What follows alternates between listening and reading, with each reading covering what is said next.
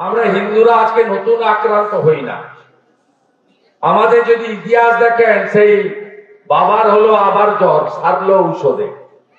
মানে বুঝতে পারছেন তো, বাবর, আকবর, শাহজাহান, ঔরঙ্গজেব, সেই সময় থেকে মুঘল, পাঠান, আমরা আক্রান্ত হতেই চলেছি। আক্রমণের কোনো শেষ নেই। তার কারণ হচ্ছে আমরা ঐক্যবদ্ধ হতে পারিনি। আমরা বিভিন্ন রাজনৈতিক মতে, পথে আলাদা। আমরা জাতপাতের কথা ভাবি, কে ব্রাহ্মণ, কে ক্ষত্রিয়, কে বৈশ্য, কে শূদ্র, কে তফসিলি, কে কায়স্থ, কে মাহেশ্বর। আমরা নানাভাবে বিভক্ত। এই সুযোগটা অন্যরা নেয়। ভোটের আগের দিন অভিজিৎ গাঙ্গুলি সমর্থন করেছিল বলে একজন তফসিলি 60 বছরের মহিলা, মাতৃসম মহিলা, রথিবালা আড়ি, তার খুন হয়েছে এই বছর, কয়েক মাস আগে। তাই আমাদের সকলকে ঐক্যবদ্ধ হতে হবে। আমরা আমাদের অভ্যাস পরিবর্তন করতে হবে, গীতা টিতা পড়তে হবে। ধর্ম রক্ষতে রক্ষিত। দামোদর মাস চলছে, কার্তিক মাস, আমরা অধিকাংশ লোকই পালন করি না। আমরা ফাংশন দেখতে যতজন আসি, পূজা মণ্ডপে তার থেকে অনেক কম লোক যায়। এই অভ্যাসগুলো পরিবর্তন না করলে অনেক কিছু পাবেন, অনেক কিছু না পাওয়ারও দুঃখ থাকবে। অনেকে বলেন ধর্ম যার যার, উৎসব সবার। এখন যা অবস্থা হয়েছে বাংলাদেশের পরে, বাংলাদেশ এবং পশ্চিমবঙ্গ দেখার পরে, এখন বলতে হচ্ছে, আমি বলছি, ধর্ম যার যার, রক্ষা করার দায়িত্ব তার তার। এই জায়গায় আজকে গেছে। তাই আমাদের সকলকে এগিয়ে আসতে হবে। বাংলাদেশে 600 মন্দির ভেঙে দিয়েছে। কোন অপরাধ আছে? কোন হিন্দু লোক অন্য ধর্মকে খারাপ কথা বলে? আমরা তো জীবনে বলি না।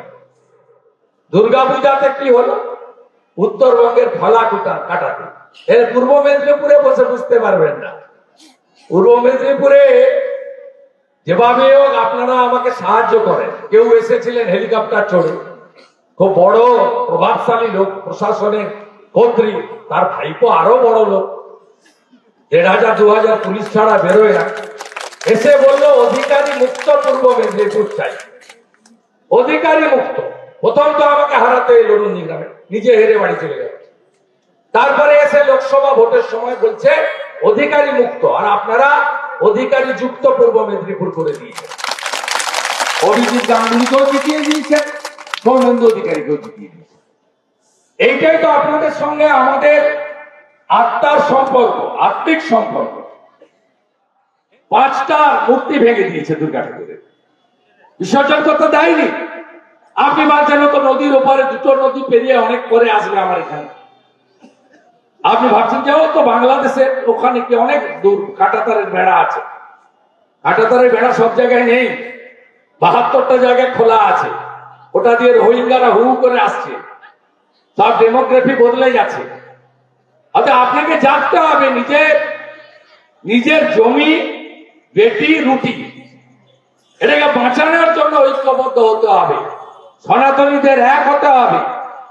এবং আমি আপনাদের কথা দিচ্ছি, 80% হিন্দু যদি বাংলায় এক হয়, তাহলে এই বাংলাতেও যোগী আদিত্যনাথজির মতো নারী সুরক্ষা আর সুশাসন আমরা দিতে পারবো। সবাই শান্তিতে থাকবেন, সবাই নিজ নিজ ধর্ম পালন করবেন, কেউ কারোর উপরে অত্যাচার করবেন। আমি আপনাদের সকলকে সনাতনীদের এক হওয়ার আবেদন করব এবং আগামী দিনে আমাদের দেশকে রক্ষা করতে হবে, ভারত মাতাকে শক্তিশালী করতে হবে। আমাদের ভিডিও ভালো লাগলে লাইক এবং শেয়ার করুন। কমেন্ট সেকশনে গিয়ে জানান আপনাদের মতামত। আরও ভিডিও পেতে আমাদের চ্যানেল সাবস্ক্রাইব করুন এবং প্রতি মুহূর্তে খবরের আপডেট পেতে প্রেস করুন বেল আইকন।